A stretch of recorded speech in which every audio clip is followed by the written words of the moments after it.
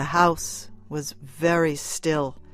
In the little room over the porch, the lady in black sat alone. Near her, a child's white dress lay across a chair. On the floor at her feet lay a tiny pair of shoes.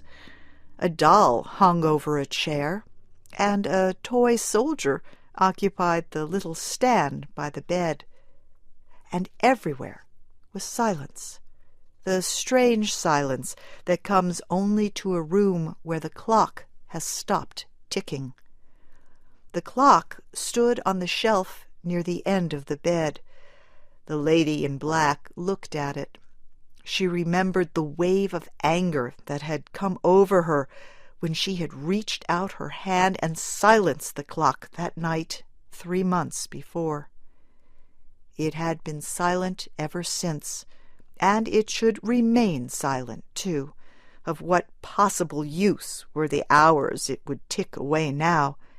As if anything mattered, with little Kathleen lying out there white and still under the black earth. "Mother!" The lady in black moved restlessly and looked toward the closed door. Behind it, she knew, was a little boy with wide blue eyes who wanted her.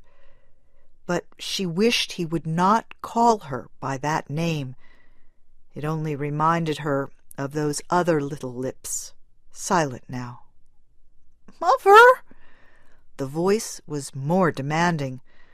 The lady in black did not answer.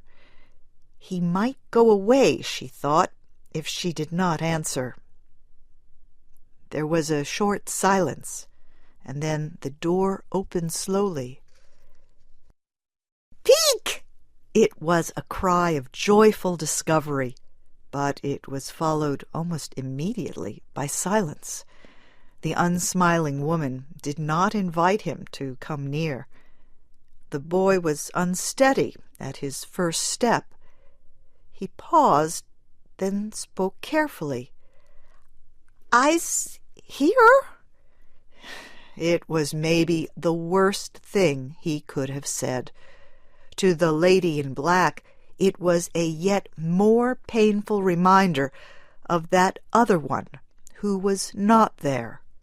She gave a sharp cry and covered her face with her hands.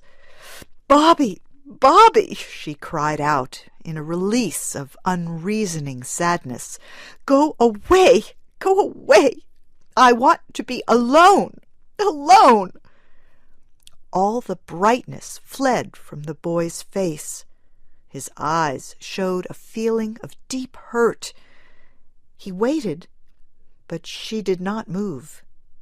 Then, with a half-quieted cry, he left the room.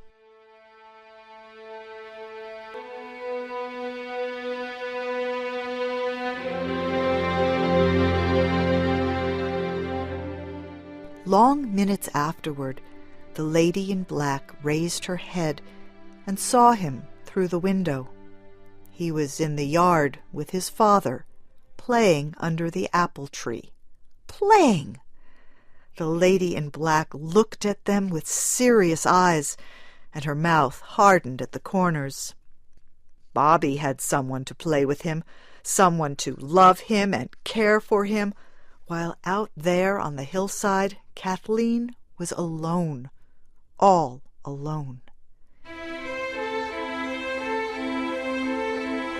With a little cry, the lady in black sprang to her feet and hurried into her own room. Her hands shook as she pinned on her hat and covered herself with her black veil.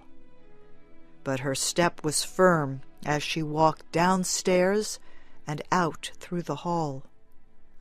The man under the apple tree rose hurriedly and came forward. "Helen, dearest, not again today," he begged. "Darling, it can't do any good."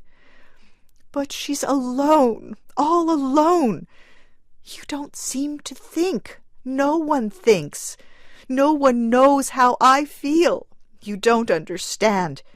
If you did, you'd come with me. you wouldn't ask me to stay here," choked the woman. "I have been with you, dear," said the man gently. "I've been with you today and every day, almost since she left us. But it can't do any good, this continuous mourning over her grave. It only makes more sadness for you, for me, and for Bobby. Bobby is here, you know, dear."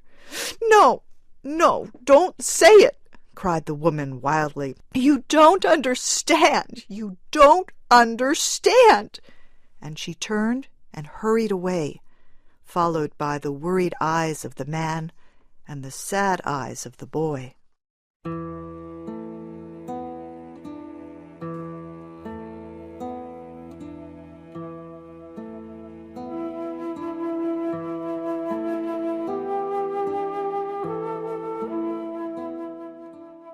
It was not a long walk to the burial place. The lady in black knew the way, yet she stumbled and reached out blindly. She fell before a little stone marked Kathleen. Near her, a gray-haired woman, with her hands full of pink and white roses, watched her sympathetically. The gray-haired woman paused and opened her lips as if she would speak. Then she turned slowly and began to arrange her flowers on a grave nearby. The lady in black raised her head. For a time she watched in silence. Then she threw back her veil and spoke. "You care too," she said softly. "You understand. I've seen you here before, I'm sure. And was yours a little girl?" The gray-haired woman shook her head. "No, dearie, it's a little boy. Or he was a little boy 40 years ago." "40 years? So long! How could you have lived 40 years without him?" Again the little woman shook her head. "One has to, sometimes, dearie. But this little boy wasn't mine." "But you care. You understand. I've seen you here so often before." "Yes. You see, there's no one else to care. But there was once, and I'm caring now for her sake." "For her?" "His mother." "Oh." It was a tender little cry, full of quick sympathy. The eyes of the lady in black were on the stone marked Kathleen. "It ain't as if I didn't know how she'd feel," said the gray-haired woman. "You see, I was nurse to the boy when it happened, and for years afterward I worked in the family, so I know. I saw the whole thing from the beginning, from the very day when the little boy here met with the accident." "Accident?" It was a cry of concern and sympathy from Kathleen's mother. "Yes, it was a runaway, and he didn't live 2 days." I know," choked the lady in black. Yet she was not thinking of the boy and the runaway horse accident. "Things stopped then for my mistress, and that was the beginning of the end. She had a husband and a daughter, but they didn't seem to be important, not either of 'em. Nothing seemed important except this little grave out here. She came and spent hours over it, bringing flowers and talking to it." The lady in black raised her head suddenly and quickly looked into the woman's face. The woman went on speaking. "The house got sadder and sadder. She didn't seem to mind. She seemed to want it so. She shut out the sunshine and put away many of the pictures. She sat only in the boy's room, and there everything was just as it was when he left it. She wouldn't let a thing be touched. wondered afterward that she didn't see where it was all leadin' to. But she didn't. Leading to? The voice shook. Yeah, I wondered she didn't see she was losing 'em, that husband and daughter.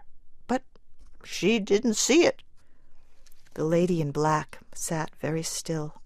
Even the birds seemed to have stopped their singing. Then the gray-haired woman spoke.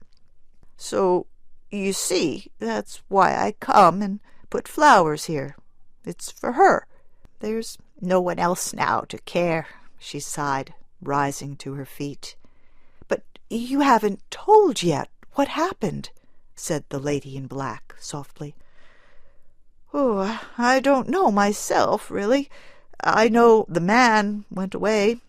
He got something to do travelin', so he wasn't home much. When he did come, he looked sick and bad. He come less and less, and he died. But that was after she died. He's buried over there beside her and the boy.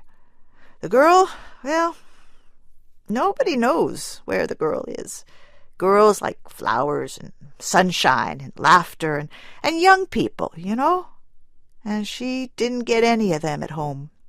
So she went where she did get 'em, I suppose.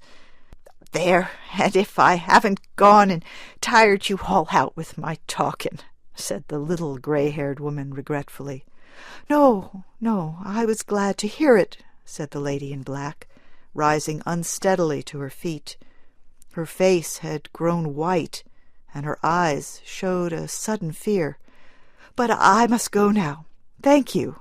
And she turned and hurried away.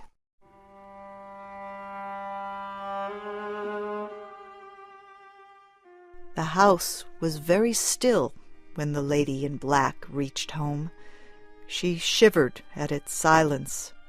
She hurried up the stairs, almost with guilt.